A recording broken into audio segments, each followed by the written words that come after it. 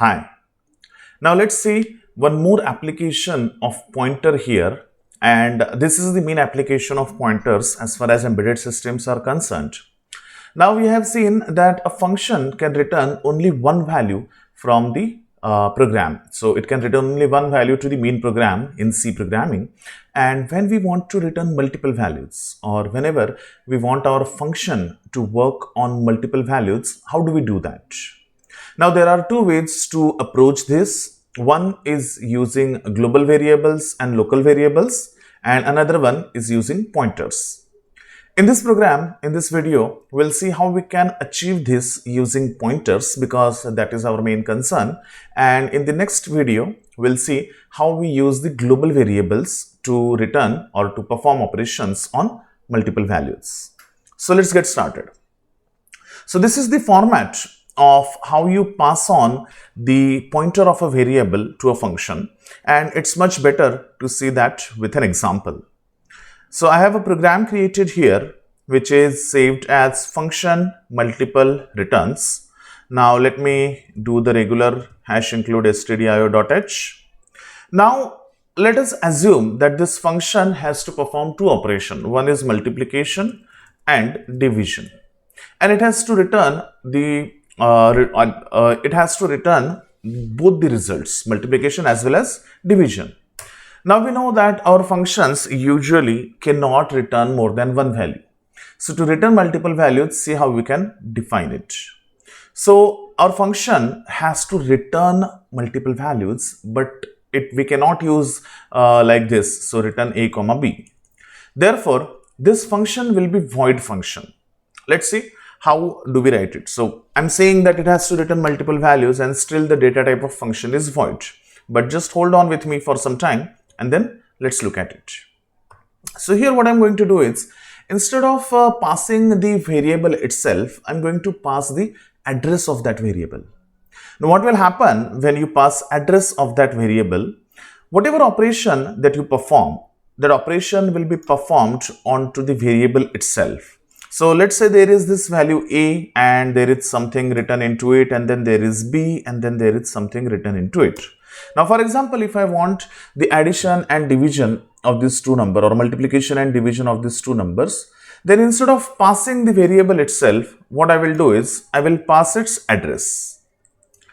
Function in turn will do what? It will access the address, perform the operation and save the output in the same address.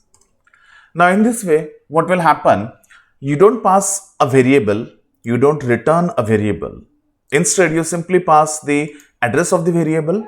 The function will access the variable from that address, do the operations and write down the values in the same location. Let's see how do we do this in a program. So here in my program, what I will do is I will accept two values, but those two values will not be the variables, but it will be pointer to the variables. And because you are going to pass on the pointers, you need to accept them in two different pointers.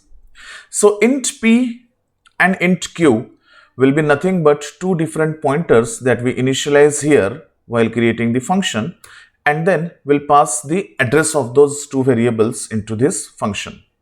Let's look at it. Then this is void main, and then here, so this is my function declaration, and here I'll define this function. So void add mul int star p comma int star q.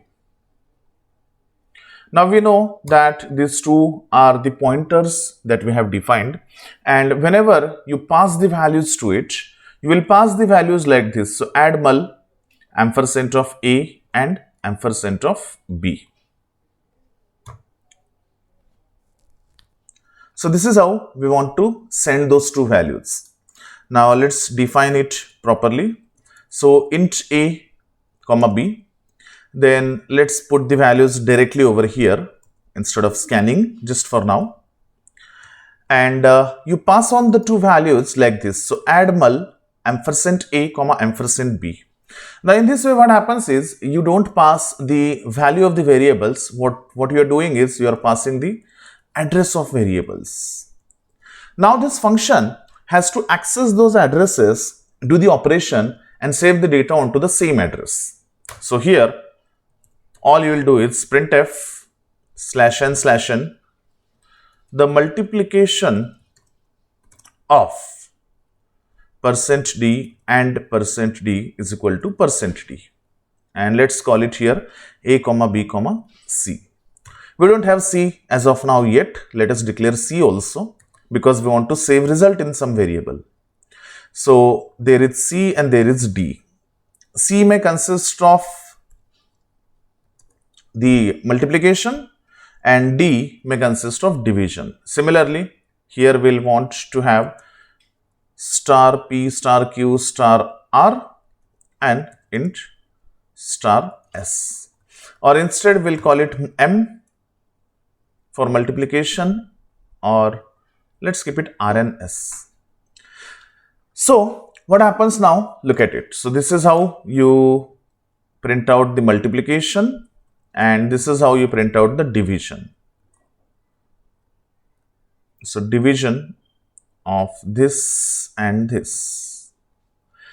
So I'm going to pass on the pointer to these 4 variables. I'm going to access them and I'm going to write down the values into these 2 variables c and d. Let's see how. So I'll write this line exactly like this. Remember, the only difference is when you are doing the function definition, you should not use the ending semicolon. Otherwise, the program will end there. Now, we have the values in P and Q. P and Q are the 2 pointers. For example, here, this is as good as writing P is equal to ampersand A, Q is equal to ampersand B, R is equal to ampersand C, and S is equal to ampersand D. That's how the function calling works. So already when you have passed the 2 values or 4 values like this, they are stored in these 4 pointers exactly like this here. So you can directly access them. So what I can do is when I write star C, it means I am accessing the value of C, which is not C actually. Star R when I am doing, I am actually accessing the value of R. Accessing the value of R means I am accessing the value of variable C because it is at the location of C. So star R is equal to star P multiplied by star Q. So star P into star Q will basically do what? Star P means pointer of A. It means star P will access the pointer value, which is 234. Star Q is nothing but the pointer of B. Therefore, it will access the value of 24. So this is as good as writing C is equal to A into B. It is an equivalent statement in terms of pointers. In the same fashion, star S is equal to star P divided by star Q. This is like writing D is equal to A divided by B. You may want to go over to the pointers lecture one more time to understand it in detail. But this is nothing complicated actually. Int star P is definition and P is equal to ampersand A is implied or it is automatic when you pass on the variables like this. So you accessed the variables, you wrote values into them, you did the operation and you wrote the values into them. So here what happened, we are not returning anything and yet we are returning 2 values. Not returning anything directly, but returning value by placing in pointer. Let's look at the output of this code. Does it work? So for that sake, I'll take some simple examples. So 1000 divided by 10.